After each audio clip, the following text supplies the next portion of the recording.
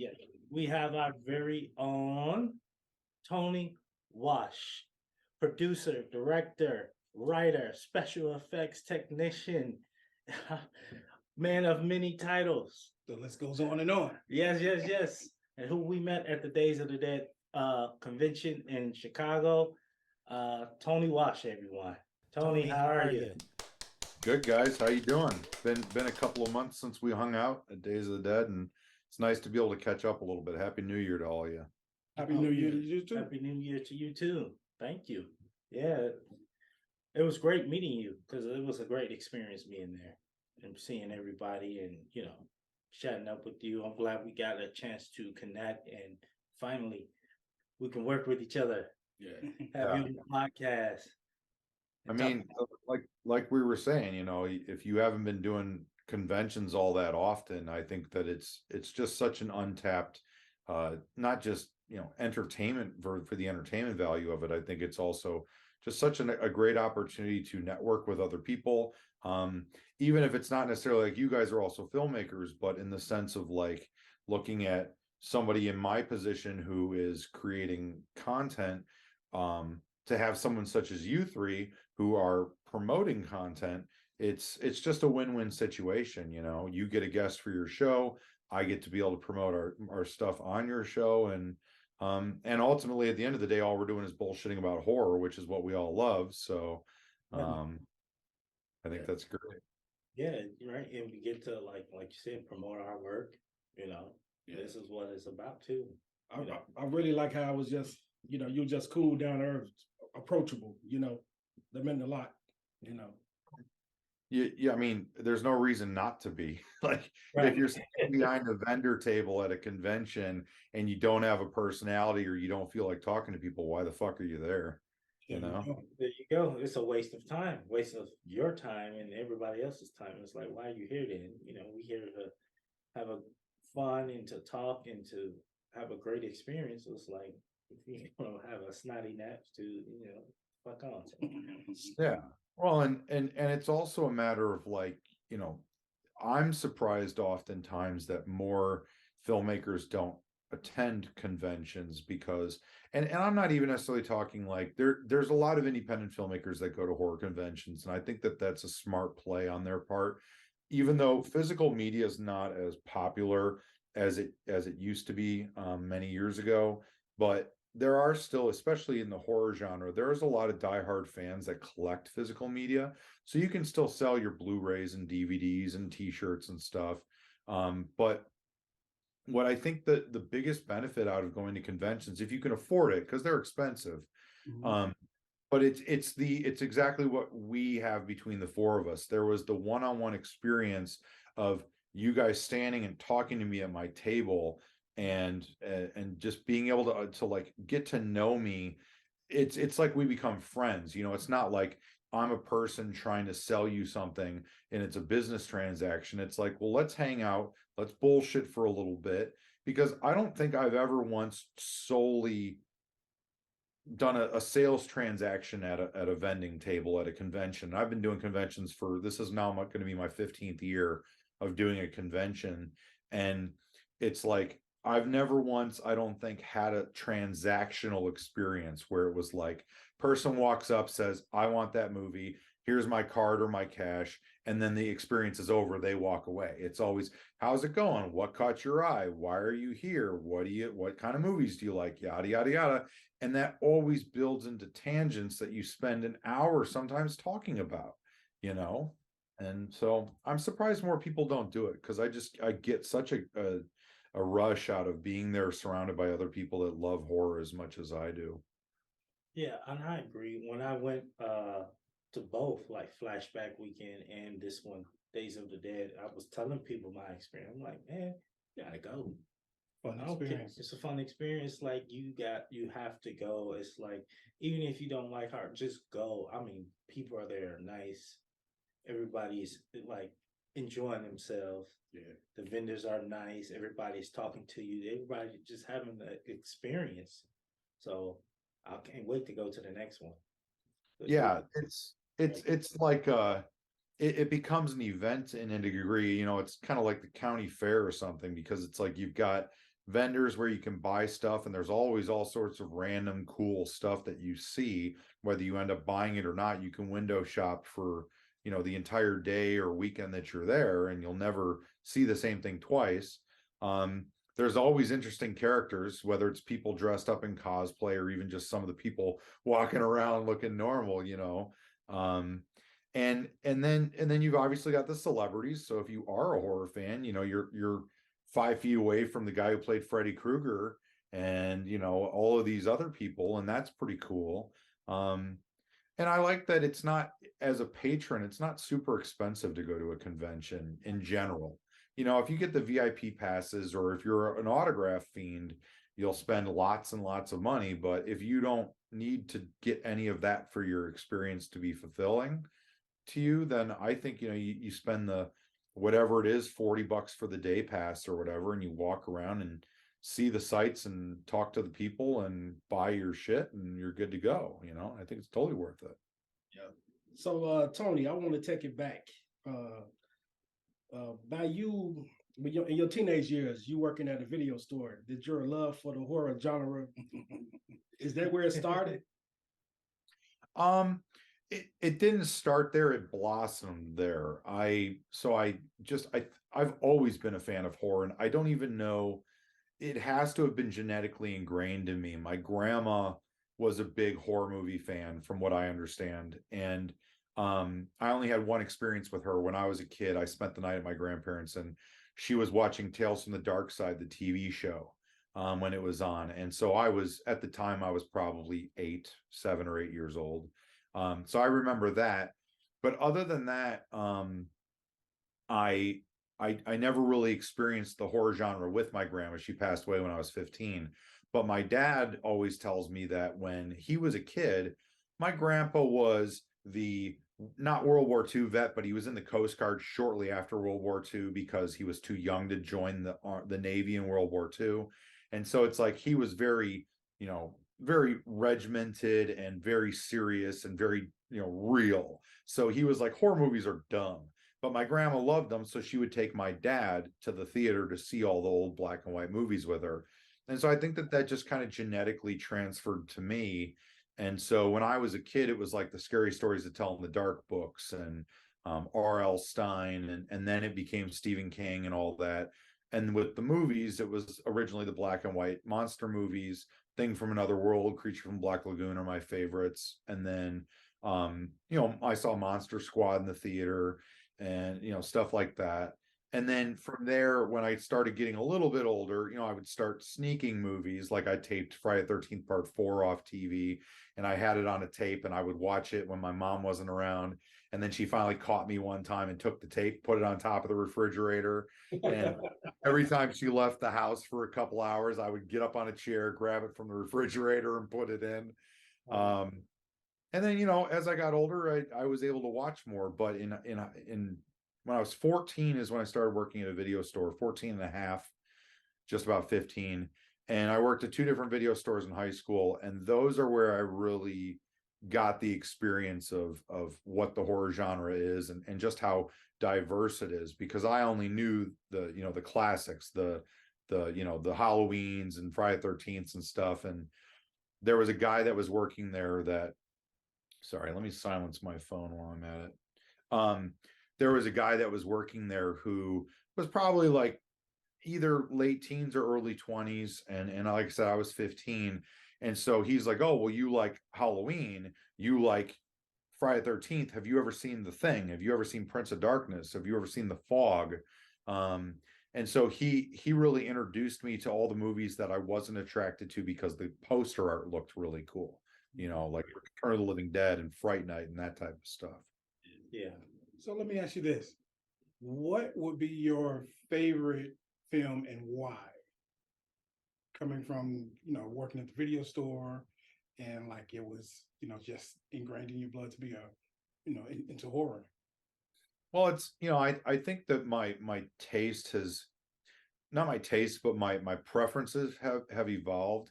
Like growing up when I was younger, if I had to pick, I'd say, you know, my favorite movies at that time would have been like Night of the Creeps, is a huge one that I grew up loving the shit out of that movie.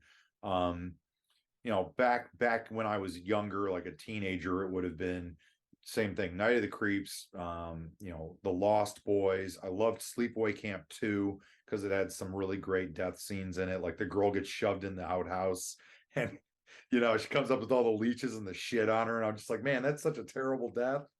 Um, and I always loved that movie. Silver Bullet, I liked a lot when I was younger. Nowadays, as a filmmaker, someone that I watch a movie and I say, God, this is just such a good movie, like from start to finish. I've got my top three, and it's Alien, The Shining, and John Carpenter's The Thing, easily. All three of them just have incredible story structure. They're well paced. The atmosphere is insanely good. The and the characters are great. Dialogue is great. The special effects are great. And the, you know, big thing for me is atmosphere when it comes to a movie. And if you watch those three films, they're all entirely different. Although The Thing and The Shining are kind of both isolation and winter based, but they do such an effective job of creating a foreboding and ominous atmosphere, and that's part of what makes them so scary and unsettling.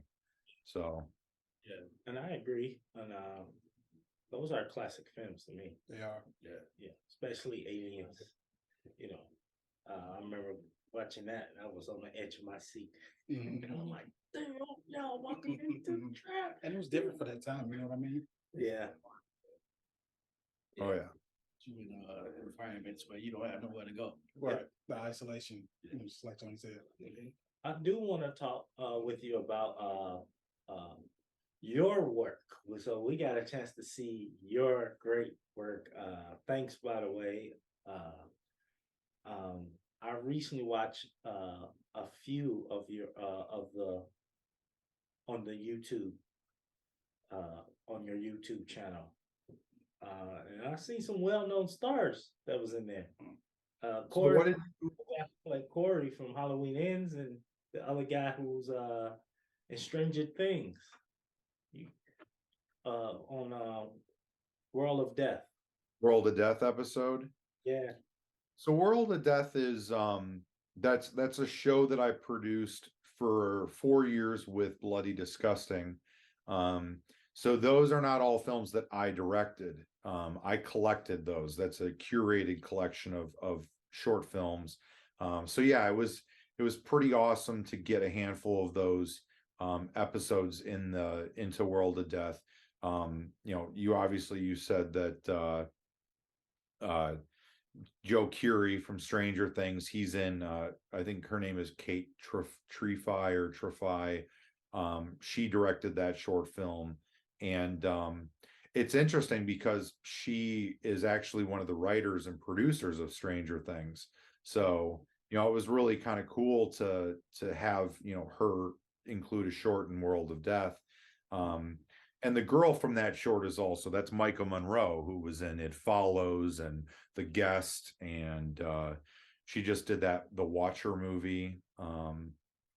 So yeah, it's World of Death was a really cool experience, and we've now parlayed that. It's evolved into our new show, which is called Bloody Bites, and it's just been such an awesome experience because it's allowed me to meet with and connect with all these different filmmakers from around the world. When we did World of Death, we had over 500 short films in World of Death, and we featured more than filmmakers from more than 50 countries, which is pretty awesome. And so at this point, you know, I've watched thousands of short films in the last 10 years for potential acquisition for both of these shows. And it's just really given me an awesome opportunity to just hang out and talk to other people that are like me. And in some cases, we've even collaborated on the one film I directed, High on the Hog, which is not a horror movie. It's more of a grindhouse film starring Sid Haig and Robert Zadar and Joe Estevez. There's a segment in there where there's like somebody tripping out really badly on drugs, and so we turned it into like claymation, and we got a guy who lives in the United Kingdom that did awesome claymation short films for World of Death, and we hired him to do a scene for that movie. And I've also worked with other filmmakers to do music for some of my films and titling and special effects and stuff. And so it's been really great to have a community like that we've built because of those shows. Yeah, and I'll say, because one of my questions, I think you answered it within when you was explaining that. I love about the about this too, because you did get you give opportunities to upcoming filmmakers too, and have they work displayed. Um, you know, in this crazy world, especially in, you know, Hollywood, people want to look out for themselves, but it's like, well, how we all make is each one help each other out. You know, we all trying to get to the same goal. You know, we all got families who trying to support, and we all have dreams. Let's help each other achieve our dreams. Yeah, well, and there's plenty of room for all the content, especially nowadays. And I think that the cool thing about these shows specifically is that it isn't just up and coming filmmakers. It is people like Kate Trefi that I just mentioned, who is a writer and producer of Stranger Things, arguably one of the most popular shows that's on television right now. And so you've got her short film is in the same episode as another filmmaker's short. And, you know, that might just be somebody like us who's an independent filmmaker just trying to cut their teeth and get stuff out there for people to see.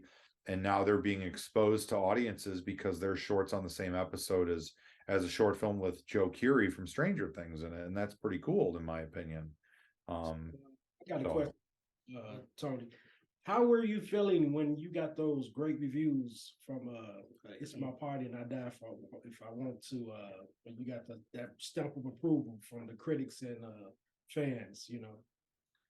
So, Yeah, I mean, I was really ecstatic about it. You know, when we were making that movie, that's the first film I ever made. I shot it while I was going to Tom Savini's special effects school in Pittsburgh.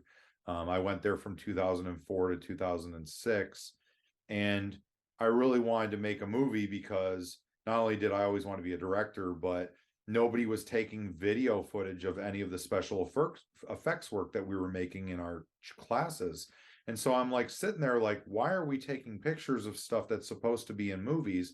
We should be taking video of it so that you can see how your character can emote and laugh and smile and grin and frown and all that stuff. And so I ultimately was just like, all right, I'm gonna make a movie. Like, this is my opportunity to do it. I need to stop saying I want to be a filmmaker, and I need to be a filmmaker. So I invested my life savings and made that movie. And you know, when you're making a movie, I don't think it's just me because I've heard other people say this. It sounds kind of silly, but I literally thought I was making the next Evil Dead. I was like, this movie's going to get out there. People are going to see it. They're going to love it, and it's going to blow up, and then I'm going to be fine. And that didn't happen. You know, that movie got out there. I got a lot of good reviews. We won some great awards with it at the festival circuit. But you know, it kickstarted my career, and I think that's the important thing, is that it showed me what I'm capable of doing when I gather a group of insanely talented people around me to build a film experience together. Because that's what movie making as you guys know, it's a collaborative effort of art, as opposed to sitting in a room and painting or writing a story by yourself. And that's, I think, the biggest like talent in producing is finding a team of people that work well together and who lend their own specific talents to something to make it look amazing. So It's My Party was the first taste of that, and I've been addicted ever since. And as stressful as it was and crazy as it was, and at times I hated it, but in the end it ended up being a great experience. And I think probably off the top of my head, the best thing in terms of reviews that you bring up specifically, it won Best Feature at the 2007 Full Moon Film Festival, which was in Little Rock, Arkansas, which was organized by, or at least sponsored by, Charles Band and Full Moon Pictures.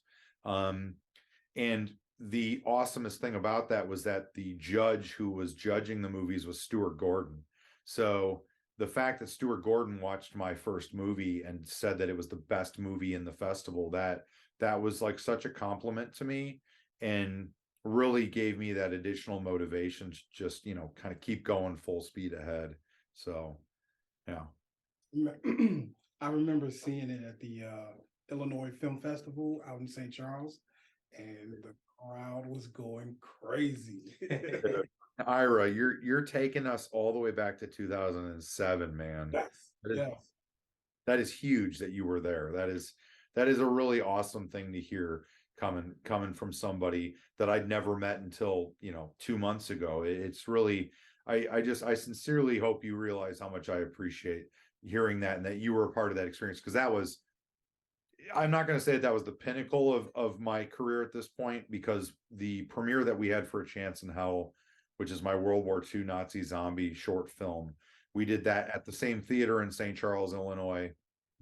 And we had like, it was basically almost a sold out theater. And that to me was like unreal, you know, I was so shit scared to get up on the stage I could and talk tell. to everybody. Oh my God, I was shit scared. So, but yeah, the It's My Party experience was a lot of fun too. Yeah. I want to ask, how did Highway Hog came about? High on the Hog. Yeah. So I got called to at the time I was still doing some special effects work. I don't really do effects work anymore. I don't think I have the patience for the talent that it takes to be an effects artist, you know. So I don't think I can handle that. So I haven't done it in a while, but back in the day I was doing effects work, and an effects artist that also went to Savini School, who I met on the set of A Chance in Hell. His name is Jason Kane, and he's done the effects work for most of my films at this point. He did the Rake special effects, Skeletons in the Closet, the Muck short film that we did that was pretty popular. And Jason and I just we really quickly became best friends and said, well, let's start doing effects work together. Let's make movies together. Let's hang out and, you know, watch movies together. And so we got a call to do the special effects for this movie called High on the Hog that was being produced out near Galena, Illinois, kind of by the Mississippi River. And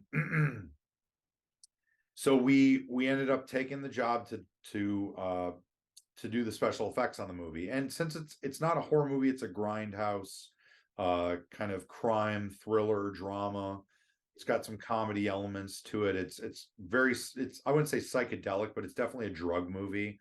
So if you're a pothead, you know, whatever else your thing is, I highly suggest you do that thing and then watch that movie, because it's batshit crazy.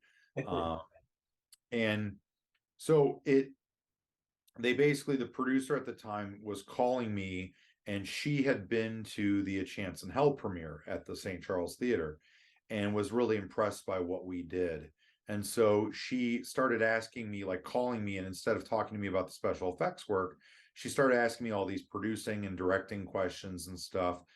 And after like the third phone call of like an hour and a half talking to this woman on the phone, I was like, am I going to get like a producer credit or a consulting credit or some sort of fee or something? Because, like, to be completely honest, like I love that you're asking me for this advice, but it doesn't really do me any good if you've got this other guy who doesn't care about the movie directing it, and you've got, you know, and I'm not getting any credit for the help that I'm giving you right now, other than me being the special effects coordinator, you know. And she's like, honestly, I kind of want to pitch to the executive director to have you, or the executive producer to have you direct the movie. She wasn't happy with the existing director, that just wasn't talking to his department heads and wasn't, you know, doing the diligence that it takes when you are preparing to shoot something as big as a feature-length movie. So yeah, so I was like, well, shit, if you're gonna pitch it and the executive producer is on board, like, I'm down. I mean, you know, I can do it. I've got 2 movies at this point that you've seen, between It's My Party and I'll Die If I Want to, and A Chance in Hell. And they had Sid Haig and Joe Estevez and Robert Zadar on board. And so the thought in my head of being able to direct Sid Haig specifically, I was just like, let's do it, like make it happen. And so, you know, it it was a really incredible experience. And working with Sid Haig and living with all those people out in Galena for a month in a roadside motel will always go down as one of the best experiences I've ever had in my life at the time. That was an incredible and insanely stressful and exhausting month. But from what I do remember of it, because it was already 10 years ago, 11 years ago at this point, that it's just some of the best experiences, some of the best memories, some of the most wonderful people. So The movie seems like it's more recent because I remember seeing the cover through social media and through some of my other acting friends and people in the business too. I thought it was more recent than that. So we shot principal photography in August and September of 2012. Okay. We were shooting for 22 days. And on the 5th day, the producer that I was talking about earlier, she was also acting in the movie. And I think that she just, she couldn't handle it, for lack of a better way of putting it. And movies are stressful. I'm not gonna say that they're not, but I think that, it takes a level of compromise, and it takes a level of your, you have to remove yourself from the ego, and you have to realize that you're part of a team, which becomes a family by the end of it. And so she just ended up not wanting to deal with it anymore. And so on the 5th day, the morning of the 5th day of shooting, she ended up walking off set. And so at that moment, it was kind of a whole shit, what are we going to do? And, Sid and the executive producer talked, and the guy whose house we were using, the big farm that we were shooting the movie on.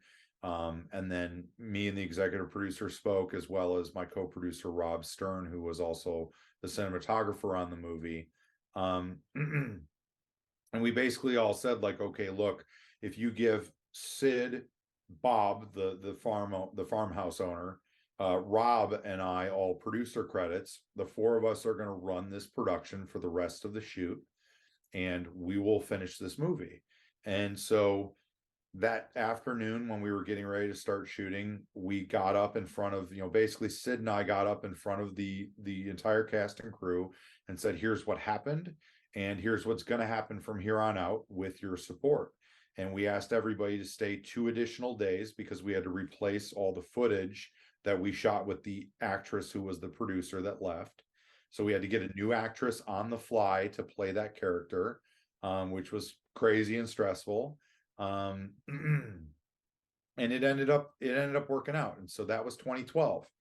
And then in 2016, basically we edited the movie, and it was cool and it was good, but it was more of a drama, and it worked, but it wasn't really that entertaining. And it, like, if you've got Julia Roberts in a drama, people are going to buy it and they'll put it in theaters, and it'll sell millions of dollars. But if you've got a smaller budget grindhouse style movie that's a drama, it's not going to be as attractive of a film. And so after the executive producer took it out to some distributors and there wasn't much interest, at one point there was a discussion between a handful of people, that it should probably be re-edited. We can insert some new stuff to it. And it was a collaborative effort between Rob Stern, again, the cinematographer and producer, the executive producer, the editor, Ben, and then myself, who, Ben brought a lot of ideas to the table, and then we all kind of brought some ideas together. The film got edited between, mostly, obviously Ben doing it and me kind of collaborating with him on some of these ideas.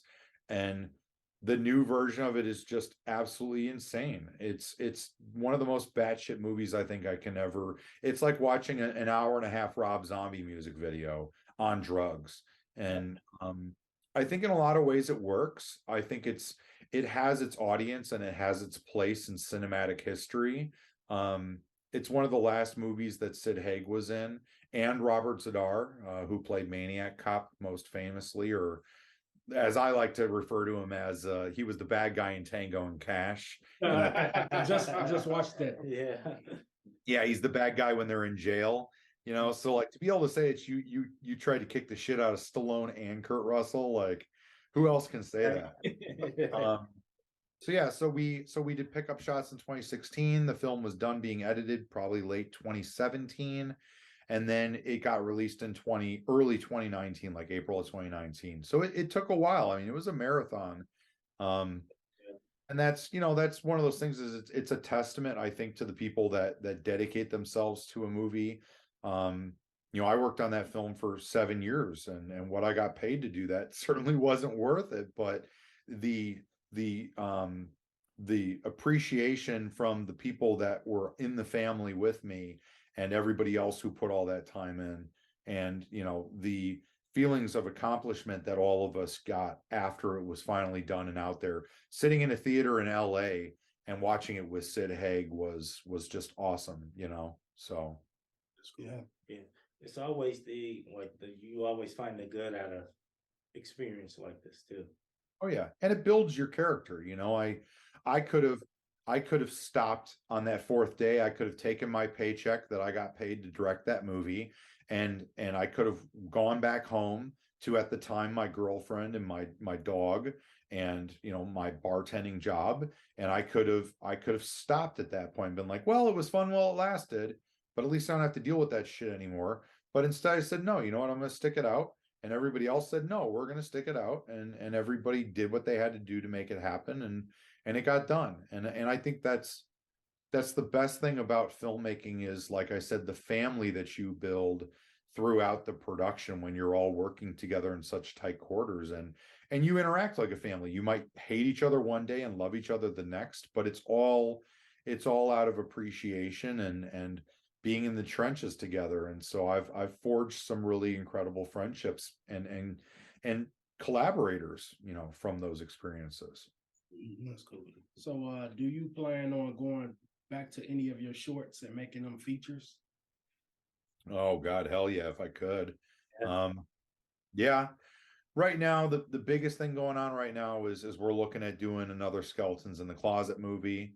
Um, I'm really excited about the potential of that happening. Um, You and act- then, you need actors. oh, you need actors? You guys want to try out? By all means, by all means.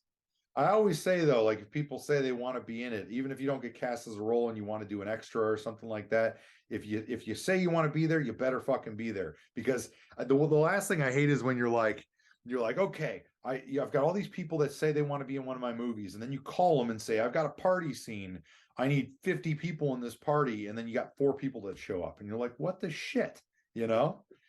So That happens to us a lot too. Yeah. I'll yeah, be right. I know. if I don't book a role or not. If you need me, I'll be there. Hell, I'll say, hey, what else you need? I'm trying to learn. I gotta know what you need. PA, I'll help you with that. I appreciate that. That means a lot, guys. Thank you. And yeah, I mean, we're all in the Chicago area, so it's all about trying to foster the community of Midwestern filmmakers, and I don't have any problem with, whether it's giving people a job or giving people an opportunity. I I think that there's no reason why the door can't be open, because that's how I learned, and that's how everybody should learn, is, trial by fire. Get in there and do it and see if you can hack it. But to answer your question, the biggest one that I really want to do is the Muck. We did a 6-minute short film.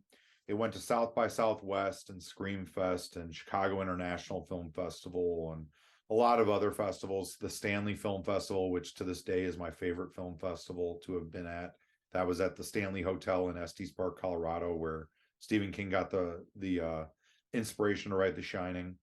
And so not only was the atmosphere of the film festival really cool, but they had a lot of really great guests there.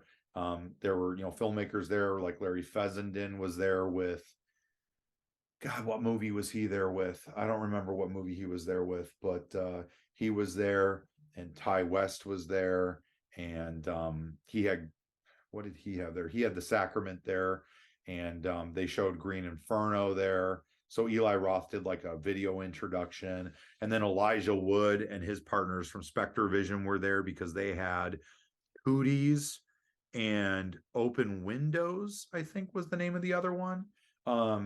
So it was awesome to be like, to meet Elijah Wood. It's like, dude, I've been watching you in movies since we were both like 9 years old. Like, holy shit, you know? And he was just the nicest guy. And I felt bad for him because the whole time he's got people following him around, like wanting to talk to him. He couldn't even smoke a cigarette without being bothered. But I digress. So the Muck is basically like if you take the Blob meets the Raft short from Creepshow 2. Yeah. And the segment, the part of Ghostbusters when Dana comes home from working out and gets attacked by the demons and taken into the kitchen with the chair. So I took all of those and basically put those together to make the Muck. And so we have a feature-length script where we expand on that, where the short film is basically one of the opening deaths of the Muck killing people in this neighborhood, and then it expands to other houses in the neighborhood and the other characters. So it's like the Burbs meets the Blob, basically. Nice. Nice. And you thinking about doing Skeleton in the Closet too? Yeah. So Bloody Disgusting, as I said, I work with Bloody Disgusting, and the guys there really want to kind of create. They're the producers of the VHS series, and so they kind of want to do another type of and I know they did a sci-fi one too. I think it was called Doors, and then they did Southbound also, and they want to do another anthology, and they really like Skeletons, and so they've been talking to me about getting that put together. And what Skeletons in the Closet does is it's similar to VHS and Southbound, where they went out and they talked to their friends who are film directors and have successful films that are out there in the market right now, and said, well, we'll give you this much money, make us a short film. And in VHS's case, they're found footage. But the first one was Ty West and Adam Weingard and the Radio Silence guys. And since then they had like Gareth Evans, who did like freaking the Godzilla movie and the Awesome Raid Redemption movies, which if you haven't seen, you need to fucking watch them right now. Yeah, for sure. Yeah, They just put 2 on Netflix. Really? Raid 2's on Netflix? Yep. Yeah. I gotta watch that again. In fact, I have that on Blu-ray somewhere. I need to find that. Why don't I have that in my stack over here? Where the fuck is that? I have both Raid 1 and 2, and I was like, me being also a martial artist, I'm like, I want to fucking work with Gareth. Dude, I mean, those movies are so good. Like what he manages to do it blows my mind. And so he has a short in VHS 2, which VHS 2 is probably my favorite of all of them. But so they do that, and that's what they want to do with Skeletons. Is we would bring in I would still direct the wraparound content, which is the Widow and Charlie, the 2 hosts that are watching the movies. And then you've got the short films that they're watching and commenting on, and those would be done by independent directors that are kind of out in the industry that people know about and have seen some of their work. And so it's looking like it'll happen this year. I'm definitely keeping my fingers crossed, and I'm going to be driven as much as humanly possible to get that done. So it's pretty exciting. But yeah, other than that, that's really the main thing right now. The main focus is Skeletons, and then from there I've got a couple other scripts that are kind of happening that we're looking at, but you can only focus on so much at once. So I'm gonna take it back a little bit. I'm kind of geeking out over here. I've been waiting. So you did another film that really inspired me. Simple story called Things That Go Bump in the Night. Now, with this one, I'm not sure if they've seen it, and I was trying to see if it's on YouTube, but I don't think you put it on there.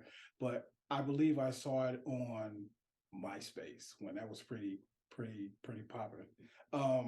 Ira, dude, seriously. MySpace. Wow. In this particular short film, it inspired me to become a horror filmmaker. Really? Story. I was like, oh, dad, mom, dad, something's in my room. And they come in and investigate. They have a banter back and forth. And before they leave, this thing comes from under the bed that's been like puppeteering her the entire time. And he's like, I told you, daddy. And I was like, oh, shit. So I just want to say, hey, that was one of the inspirational moments of my life that really forged me forward in the horror genre, or trying to make horror movies with this guy right here. Holy shit. I mean, Ira, you are really humbling me. I sincerely appreciate the fact that you have been following the career of Scotchworthy Productions as long as you have. And I mean, it's very humbling to hear. That movie is actually directed by my friend Christopher Patrick. I produced it, I shot it. And that was one of those things where Chris and I met at Tom Savini Special Effects School. We were best friends when we were going to school there. And so the great thing is that Chris comes from more of a theatrical background. And so it's like we both had a love for horror, but it was kind of in different capacities, different styles and tastes. And so as we were getting towards the end of school is when I started making It's My Party. And so Chris is the guy that I was like, let's, spitball about the plot, help me with these characters and help me with, this and this and this. And so we made too many movies here. We made It's My Party and I'll Die If I Want To together, along with my roommate at the time, who was also going to school, Steve Weimer. The three of us were really the integral producers on It's My Party. And then after that, I moved back to Illinois and started editing the movie and got a job as a server, and bartender. And Chris and I kept talking and we were like, well, let's do something else. And I had bought a camera. And so for It's My Party. And so Chris is like, I've got this idea for this short film called Things That Go Bump in the Night. And I really want to shoot it. And we've got the special effects artist, because Chris actually got a job teaching at Savini's effects school after we graduated. And so he was friends with all the new students because he had them in his classes. And so he's like, I've cherry picked some of my best students. This is a great opportunity for them to get their work on a movie instead of just in a classroom. And so it was awesome because it wasn't just us making a movie, it was giving these kids an opportunity to do something, something tangible. And yeah, so I drove out to Pittsburgh for like a week and a half. We worked a little bit on like the It's My Party edit and kind of showed him what I'd been working on with the progress of it. And then we shot it Things That Go Bump in the Night. And it's one of those ones where, I wrote the music to that movie and I'm not a composer, and edited it. And I think back to like the guerrilla filmmaking that we did back then, where it was, clamp lights and 500-watt work lights that I bought from Lowe's. And there were no Kino flows, there was no LED lighting, and it was still standard definition prosumer cameras. So, wow, you pulled me back, dude. You pulled me fucking back. I always said those kind of styles of filmmaking always are the best. Yeah. Like I was looking at behind the scenes of Nightmare on Elm Street, and they was on a low budget too. Yeah. And those didn't get the money. And in the script, Wes had it when Freddy comes out of the wall and while Nancy is sleeping, and it was like, we don't have the money for that. And somebody was like, oh, I got it. I'll run down to the dollar store and get this new popular thing called spandex. Yeah. 83 cents. And that's when they were like, we got it right here. We just put it right there. Just stick your face right there. I was like, that kind of creative thing. Like how they use flips to have long arms. It's like, we don't have the money, but we just get on the roof. We just have some fish hooks and just work. Make it work. It's ingenuity. And that's my favorite thing about independent filmmaking. I think I'm a little too old for independent filmmaking, but I love that because it's all about heart and it's all about ingenuity. It's like you really have to dig deep to find a solution to a problem because you can't use money to solve the problem. And that, I think, is the biggest problem with Hollywood and stuff, is that you've got people that are just given these gigantic budgets, and it's like, you don't need that much money, and these people don't need their ego stroked that much, because we're all still human beings trying to create art. And people just, they forget about why they originally got into the business in the first place. And sure, fame and fortune is great, and if I could have it, if any of us could have it, we'd take it in a heartbeat, because why the fuck not, you know? But at the end of the day, I didn't become a filmmaker to become rich and famous. That would be a nice, a nice side effect to the success of being a filmmaker. I'd be happy if I could pay my bills and be a filmmaker, honestly. So, but yeah, I agree with you. And in those cases, it's like, it wasn't even wholly original, because they did it in Videodrome, which I think was 83 with the TV screen. Yeah. And so what I love about that is that typically, if you're making movies, you're also a cinephile. So if you're looking at it and say, well, they did it over here and they did it this way, why don't we do it with this? Like, you look at, for example, you look at the rotating room in Nightmare on Elm Street, which is a tremendously creative idea, right? And it's not that difficult. Like, true, it takes some effort to build the structure that supports the room, but the room itself is somewhat inexpensive in terms of wall flats and all that shit. But then you look at, like, now a more modern film, and still probably about, God, it's got to be 15 years old at this point, but Cube, okay? The movie Cube is one of the best ideas for an independent movie, because they literally had to build, I would say they probably built 2 of those cube rooms. And it's like, no matter how you shot it, you could make the one room look like a million different rooms. You change the lighting, you shoot from a different angle, they go through the door into the second room that you have built. And then from that room, you turn the camera angle and you go back into the other room again. And it's like, you can literally just keep repeating that over and over again. You're absolutely right. And it's Ingenuity. time too, and especially like you said, like all this money, we don't really need all that money to do that. Let's just do it like this way. Save us a lot of time for one, and we don't have to waste money. Which leads me to my other question: is what do you think of today's modern horror films now? Is it lost its way, or is this like, because you got typical ones like we was talking earlier, like how at least like James Wan is like keeping some of this going with some of his films that he's doing. Like he's like, or Jordan Peele, like it's like those the only 2 I see like kind of like keeping in the mainstream Hollywood, like uh, anytime James Wan drops a film, I'm going to see it, because I know it's going to be good. I know he's gonna, because he comes from that classic era, So, what are your thoughts on today's modern horror films? Like, has it lost its way, or? I actually think it's starting to kind of take a rebound, which is awesome, and I'm really excited about the prospects of that, because there were definitely a number of years where I was kind of disenchanted with how crappy I felt as a fan, not even as a filmmaker, but as a horror fan, the industry was. I'm not really into overly like ominous, like mood, not mood pieces, but like mental pieces, like, you really have to think about this movie. I'm not really into horror movies that are all about like 90 minutes of nothing happening, and then the last minute and a half you have something that happens, but it's not even that awesome, and then the movie's done and everybody's like, oh my God, that was so crazy. So I think that there's still plenty of opportunities for original ideas to be displayed and promoted. And I also think that there are plenty of ideas that have been rehashed, but in a unique enough way that they're good. One of the most effective horror movies I've seen in a long time, and honestly, the scariest movie that I've seen in years, was Smile.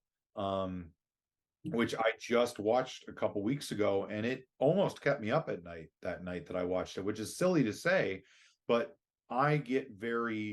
my favorite horror films are monster movies and like supernatural, like haunting movies. And haunting movies specifically, they always give me the chills on the back of my spine. So like Haunting of Hill House, I love. Some of the Insidious movies, some of them are kind of hokey, but some of them, like I think some of James Wan's like creature design is a little too hokey and theatrical for me, but some of it's really cool. I'm trying to think of some other ones. But even older ghost movies like Ghost Story, I got the poster over there from like 81, I think is when they came out, or The Changeling is another really good ghost movie.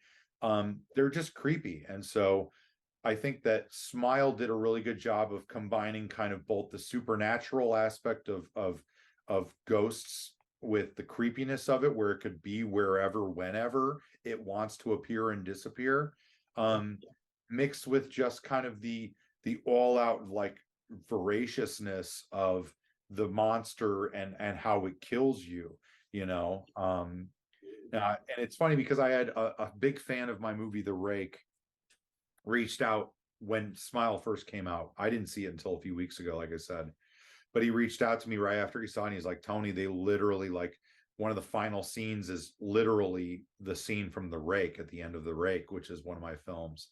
And when I finally watched it, I was like, wow, like I totally understand what you're saying. Like it is 100% the same thing. And in a lot of ways it is. And Smile is also like It Follows or Mercy Black, if you saw that on Netflix a couple of years ago, which is kind of a good movie. There's so many examples of that type of a film or that type of a story.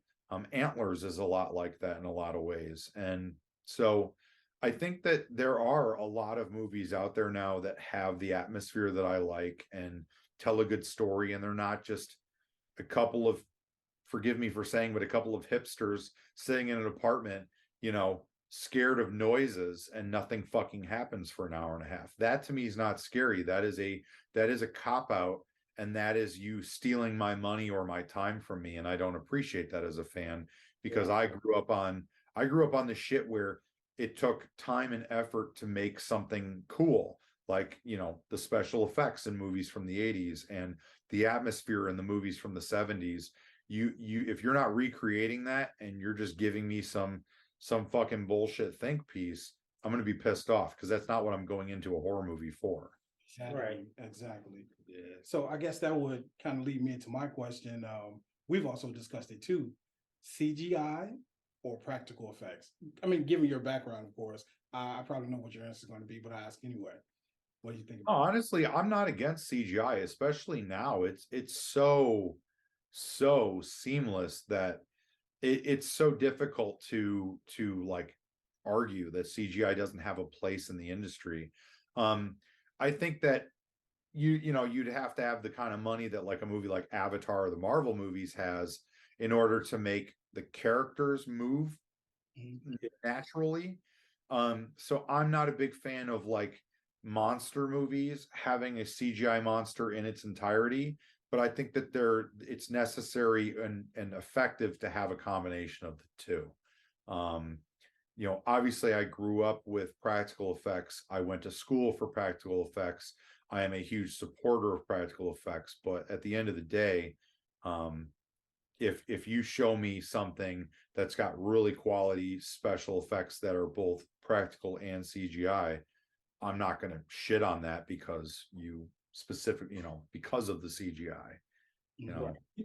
What I don't like is the bullshit, like super low budget monster movies, like Arachna, whatever the fuck it is.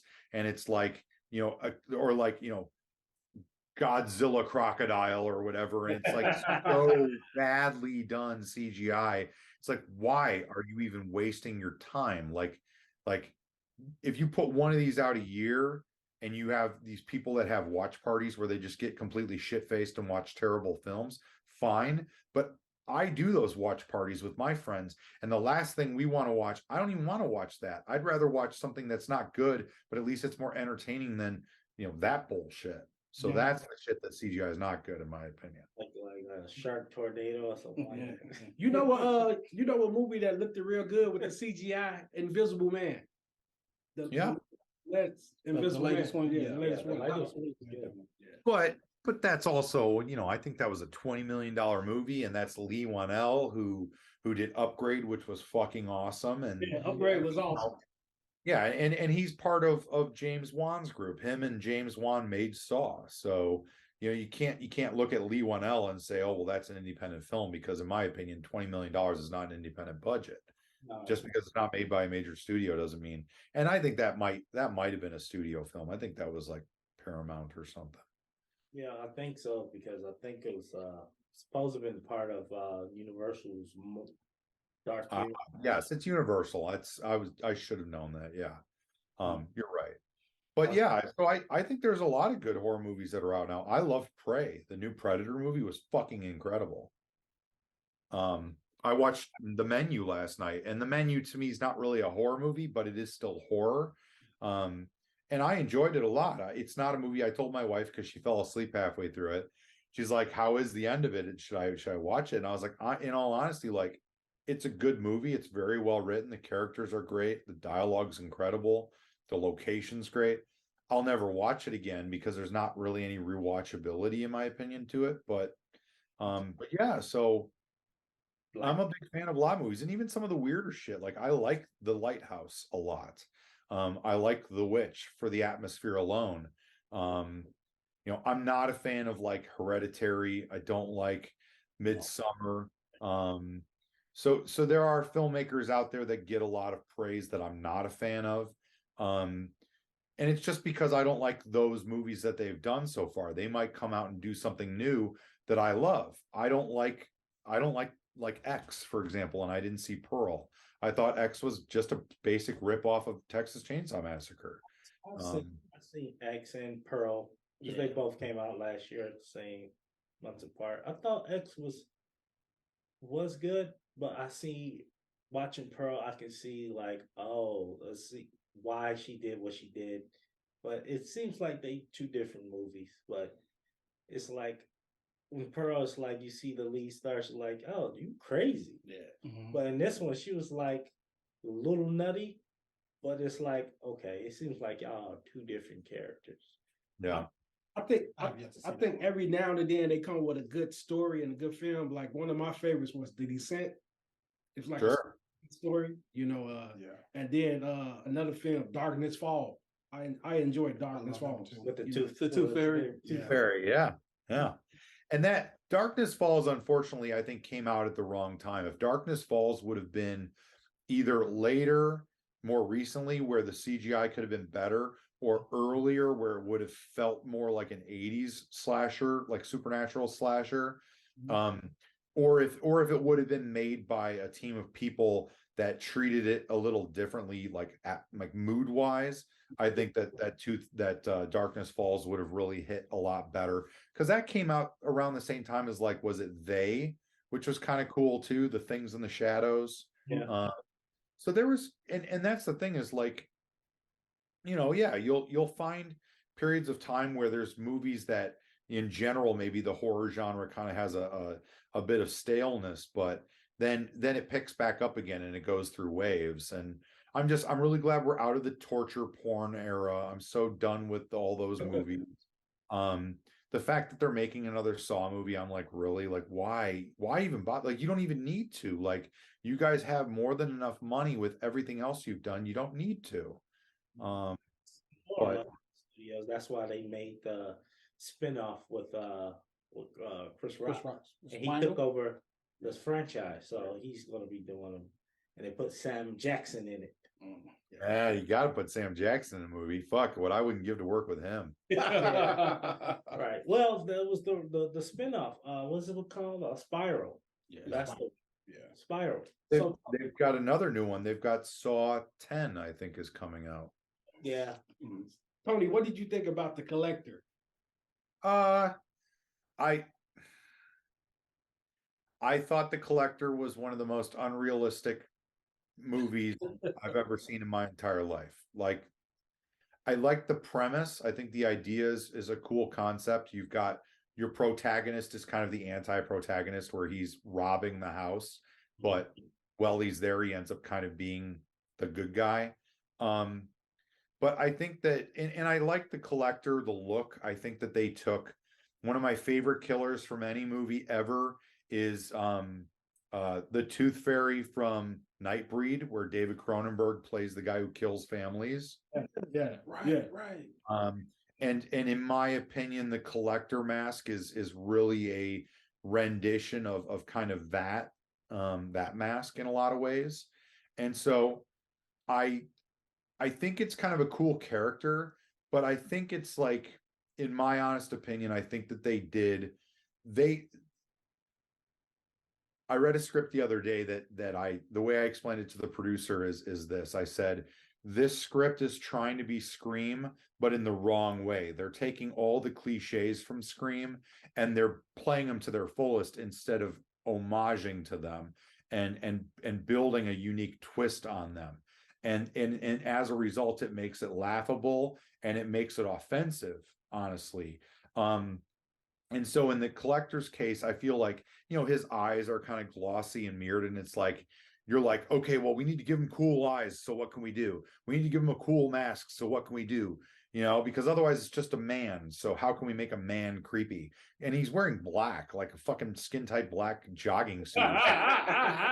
He looks like he should be performing interpretive dance, for fuck's sake. But the most farcical thing about it is it takes place in reality. It's a slasher movie, but you mean to tell me that in the afternoon that this family was gone, that this guy manages to break into this house and set up 30 elaborate traps throughout this mansion? He's got to have like an art department or something. Otherwise, he's not doing this. It's just not happening. I don't believe it for 1 second. And then the fact that they make him so hard to like kill, I'm just like, it's just dumb. See, I prefer 13 cameras or 13 when the guy was having the camera set up in the house that he was watching them. See, and I haven't seen that. I know they did 2 of those. I think it was 12 and then 13 cameras. 13, yeah. And I like the premise of the collection better because it's like, now we're going to where he lives.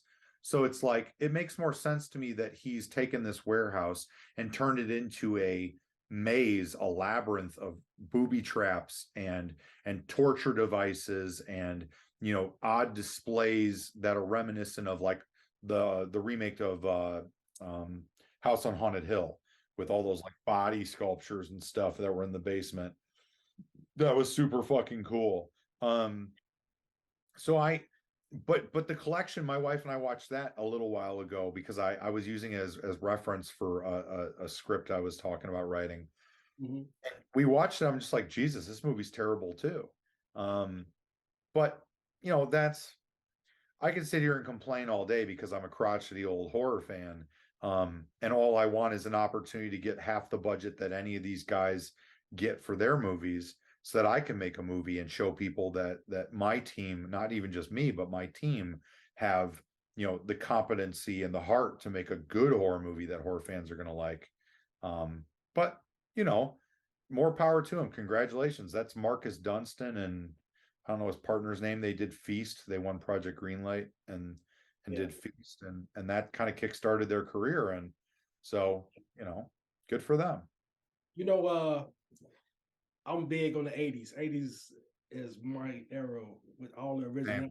Me and this guy, we got something in the works. You remember the Silent Rage with Chuck Norris? It was a lot of things were cheesy, but if you reintroduce this to this era and take a little from here and here and ball it up, and it'll be a good film. Silent Rage. At that time it was a lot of cheesy stuff, but yeah, I think it'd be a solid, Is that kind of is that a fuller length version of the short that you guys shared with me with the killer, or no? No, that's something totally different. Something totally different. Okay. But it was Clyde, what was his name? Herman.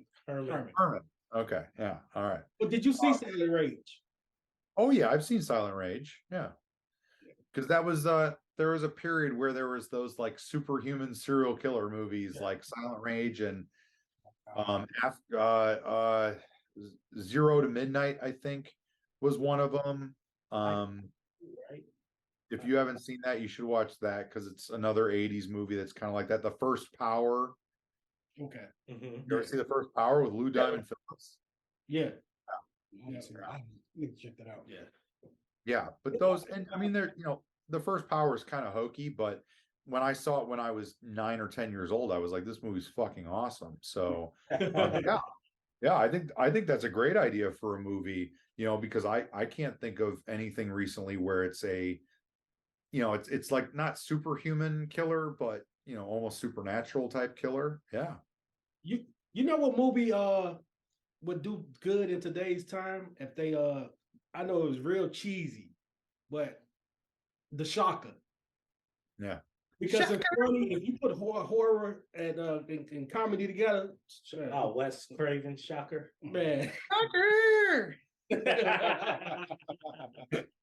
My wife fucking hates it when I do that. I do it all the damn time. Yeah, I think Shocker, and the other one that was Ghost in the Machine. Remember that movie? I think those are cool ideas. And then the horror show actually was like that too, which was also known as House 3.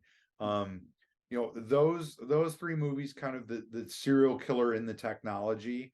I think it's kind of a cool idea. And the interesting thing about that is that nowadays, with the way technology is with smart homes, I know that they've done, I'm sure they have, I haven't seen it, but I know they've done stuff kind of like The Signal, or there's other like smart home horror movies where the house is like attacking or keeping the people in and stuff like that. And if it was almost like where somebody was able to control it like spiritually, yeah, I mean that's cool too, you know. I mean, and just referring back to what you said, with modern day horror, it was a time that it was like, man, these are not good, scary movies. Like, I didn't come here to be bored. Like, this is a waste of, like you said, time and money. I'm like, I came here to get scared. That's what I pay my money for. Yeah. Right. But I think now it's starting to, like you said, it's coming on the rebound. It's just like I said, like it seemed like Jordan Peele and James Wan is like the only two I noticed besides Smile. It's like, you know, keeping it going in it with creative ways. Well, like Black Phone. Man, that was, we saw that this past summer. Yeah. That was pretty good. I mean, Pretty Ethan intense, Hawke was yeah. like, geez. Yeah, I didn't mind it.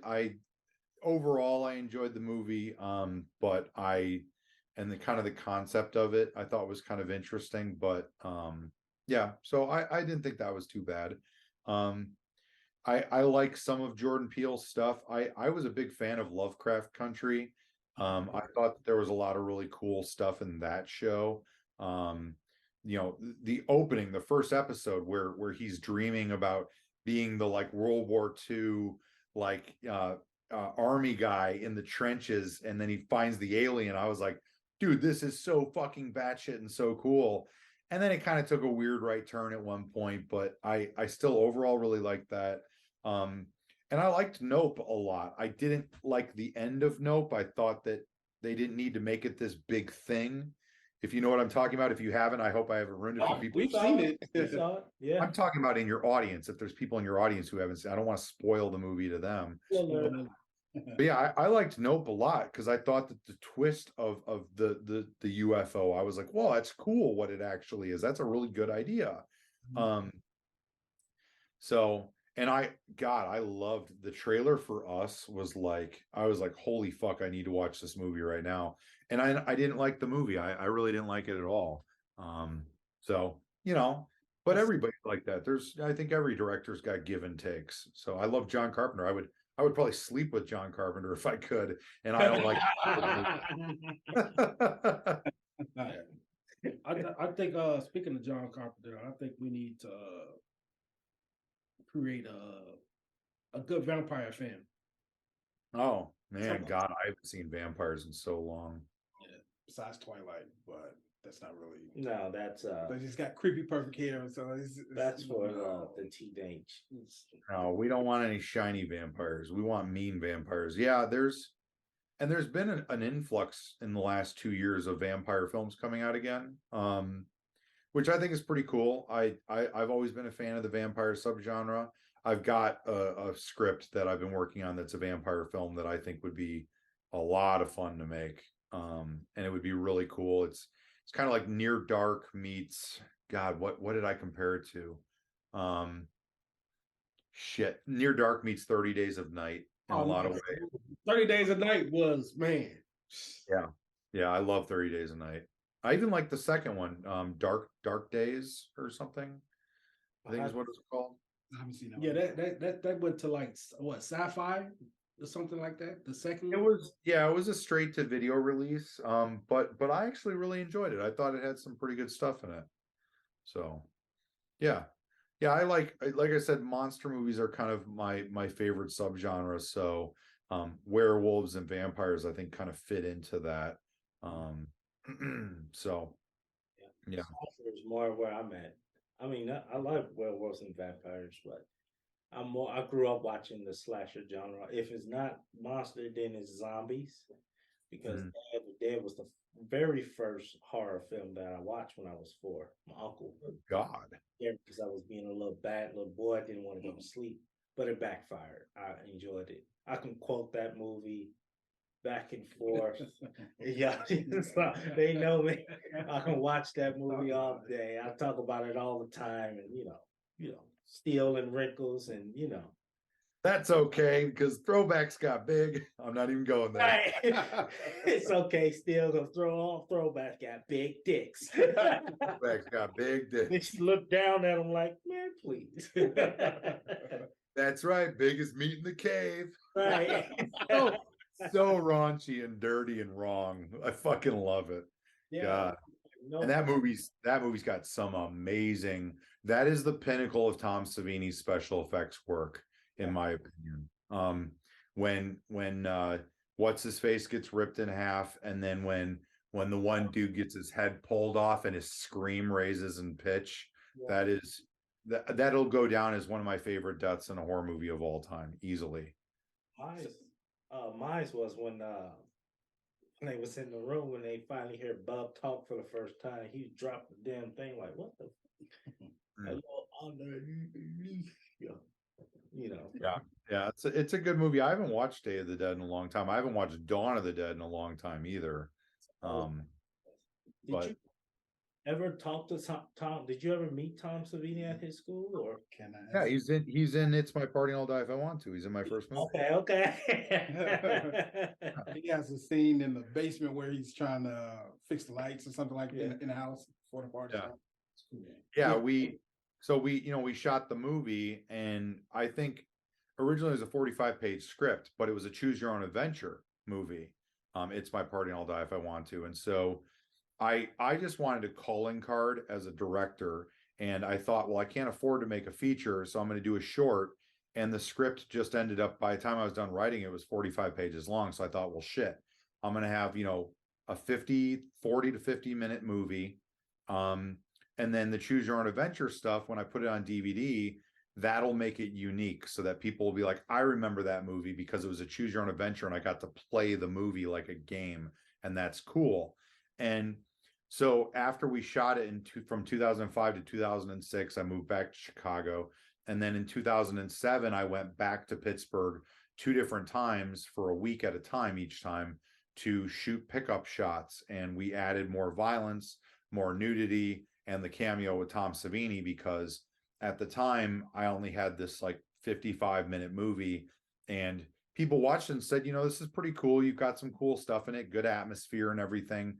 It's a fun story, but they're like, if you want to sell this, if you really want to have a shot at selling this, you need to get a named actor in it. You need to get, more violence in it, and you should probably get some nudity in it. And at the time I was like, well, I agree. Those are the 3 things that make a horror movie, in my opinion. So the only famous person I knew at the time was Tom Savini. So and he gives you the first day of class, he gives you his business card, and he says, if you ever need something, give me a call or send me an email. And, he's got an interesting reputation. A lot of people that meet him thinks he's an asshole. And I think he's in a bad mood a lot of the time, for some odd reason, because he's the godfather of gore. If I was the godfather of gore, I'd probably be happier than a pig in shit. But you know, he's a curmudgeony old man, so I guess I get it. And so I reached out to him and he's like, yeah, it sounds great. And it was really stressful because up until the morning of shooting his scene, I didn't know if he was going to be on set or not. We didn't know if he was going to show up. But he came, and the 4 hours that he was on set shooting those scenes were so much fun and so motivating. And he was really good at just building the motivation for the crew there that day. We had a blast. And Alicia Kenny, who plays the girl that he surprises in the basement, you know, she's down there and she's topless because she had the bucket of blood spill on her or whatever. So she's like got to change out of her clothes. I mean, it's so hokey. It's so fucking so infantile of me to think of like that. But again, I'm making a horror movie, and he runs into her, and Tom, you know, obviously got a kick out of that. He's like, oh, I get to be in a scene with a topless girl. And she was such a big fan of his. She was like, I get to be in a scene with Tom Savini. So they ended up having really good chemistry together. So yeah, it was a lot of fun. It's a good time. I can imagine why people say he's an asshole. I don't know why he seems so nice. Every time I look at behind the scenes of his work, he's talking about stuff like he seems like a nice guy.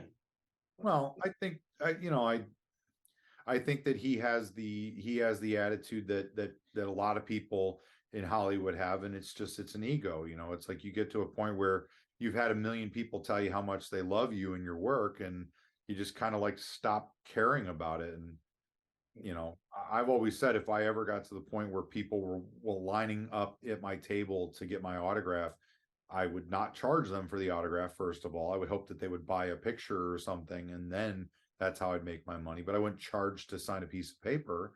And I would be grateful, because if it wasn't for that, I mean, if it wasn't for you three sitting here talking to me, you know, what good is anything that I do other than for my own benefit? And what good does that? That doesn't pay my bills. That doesn't promote my work.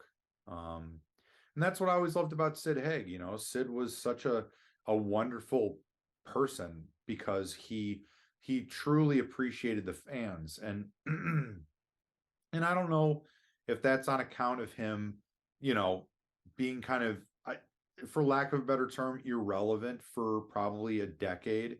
You know, I mean, he was pretty big in the 60s and 70s doing a bunch of grindhouse stuff. And, you know, if you look at Sid Haig's resume of film work and television work, he was on everything. I mean, he was in an episode of MacGyver.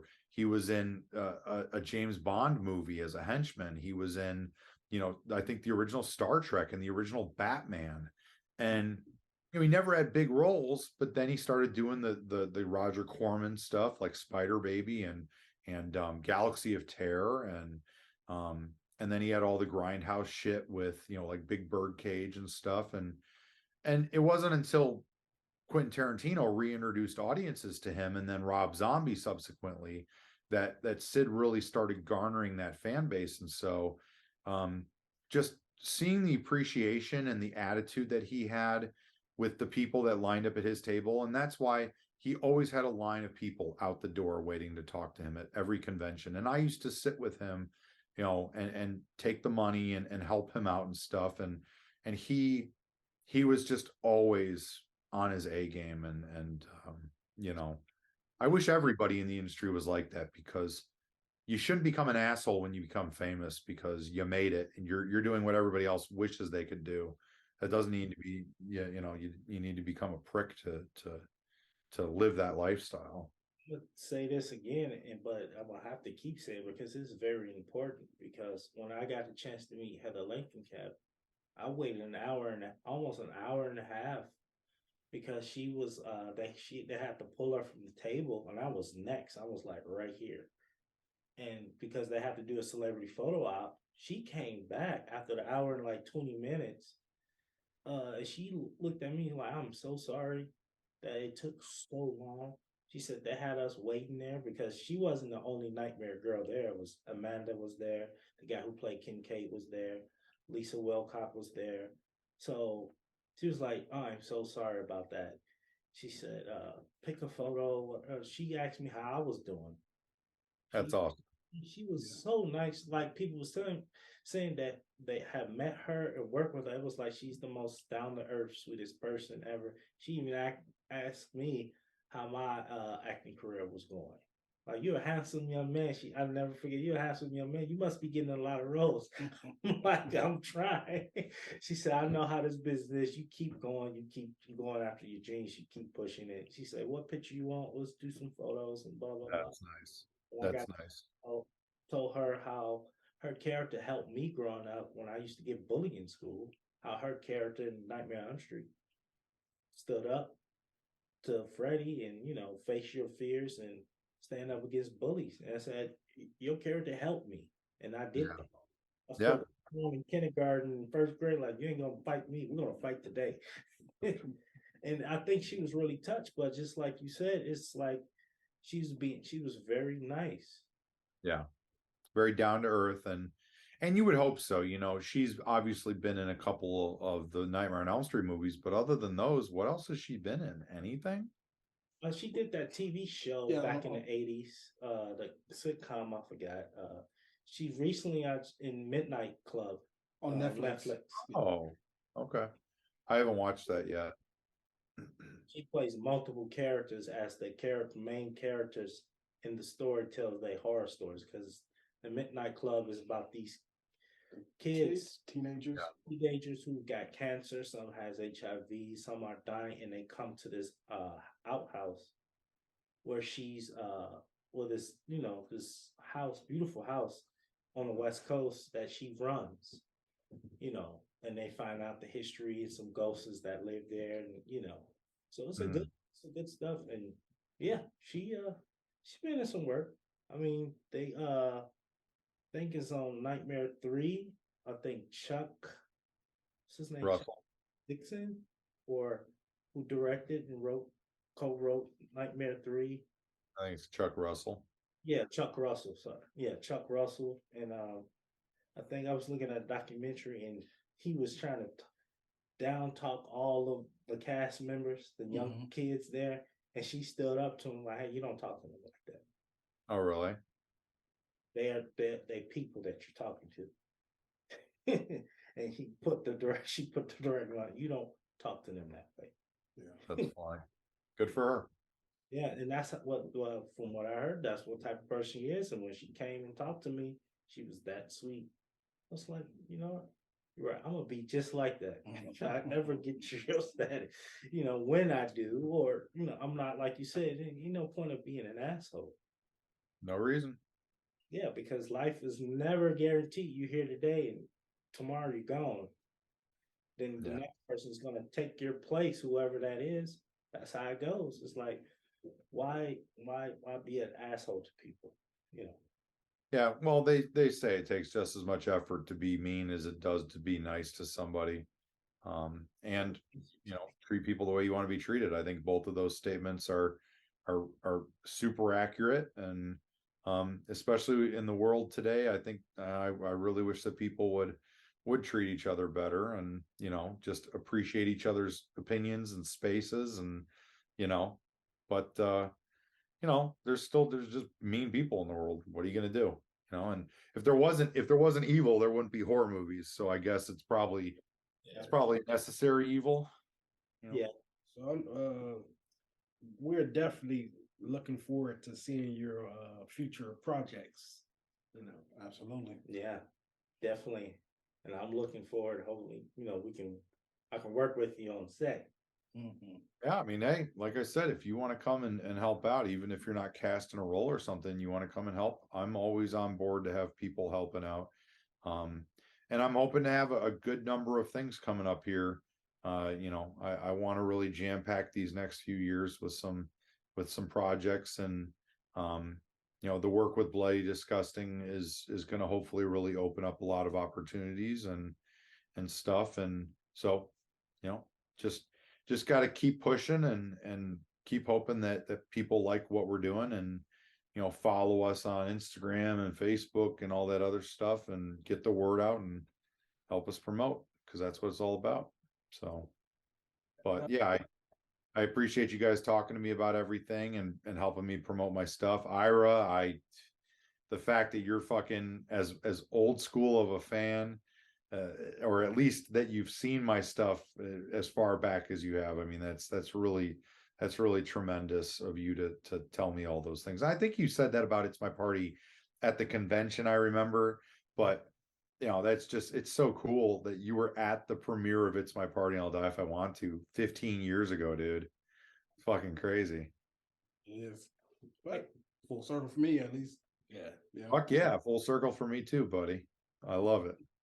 So Tony, I don't know, man. You guys keep in touch. Let me know what you got going on, and hit me up, because if I've got something in production in the near future, we can talk about you helping with it. But otherwise, it's hard for me to remember. I have in my inbox, in my email inbox, I've got like a folder that's like cast and crew, and so whenever I've got a project going on, I know I can go into that folder and look at all the emails of people being like, I want to be an extra, or I want to help out, or I've got script submissions or whatever. So, do me a favor and just keep in touch. And again, thank you so much for the support and for enjoying my work. Before you go, Tony, can you tell our audience where they can find you on social media? Yeah, 100%. So my website is scotchworthy.com. That's like a bottle of scotch, and worthy, like we're not worthy.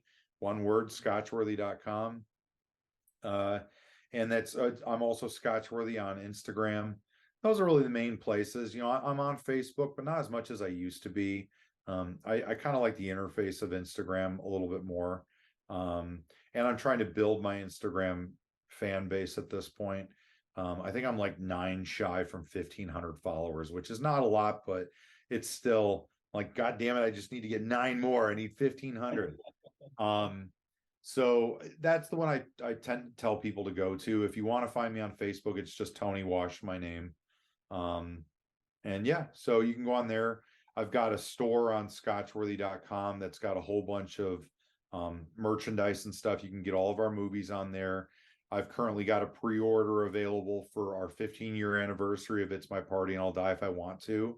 It's a 2-disc DVD set that has the feature with all the special features behind the scenes and stuff like that. And then the other disc is the Choose Your Own Adventure version of the movie. And then I'm really excited because we're doing the 15-year anniversary edition is going to come with a 30-page comic book.